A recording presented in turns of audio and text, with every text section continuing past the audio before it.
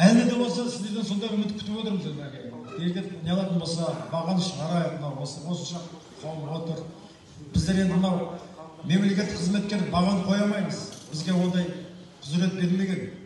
Біз сіздердің ұсыныс пікірлеріңізді айтып, сол жаңағы насихат жасап, қолдан келгенше мемлекеттік соны қолдайтын азамат біздер. Елдің әйтеуір дұрыс дамыған сон тілектес, сіздердің тілектес. Өндіремізді ол президенттен бастап айтасыздар.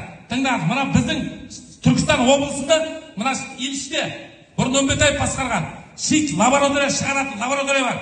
Соның мына Ұзынатадағы Жайтан деген жері бар. Сүйер шит өндіреді деп пәленбай ақша алып, сол шитті шығарып отыр.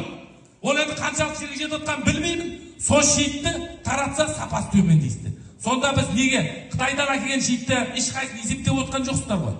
Қалай бұл енді? Қалай? Сонда шитті әкеліп халық пісіріп шығынын шығарып қойғаннан кейін талшығы мынандай, шит анандай, не істейміз енді? Кәне ол? Не логика қалай еді? Көктемде неге айтпайсыздар осыны? Әкелдіңді мына кісіге сказканы айтты. Бұл жаңа айналдырған 5000 гектарны істей берсін, не істесе осы десін. Қара халыққа не дейсіздер? Жоқ қой берді ештеңе, логика жоқ қой. Бағана бері не айтты? Ал тоқтаңыз енді, келешекте бекіту керек деп мыжытып отырсыздар. Бізге келешекте мына бағамен ол айтып отқан шийтті суында ешқайсысы аламаймыз егер 250 болатын болса. Бізге қазіргі таңдағы мәселені бүгін шешіп беріңіздер. Келешекте үйту керек, бүйту керек. Жайға естімейді, аяқ естімейді.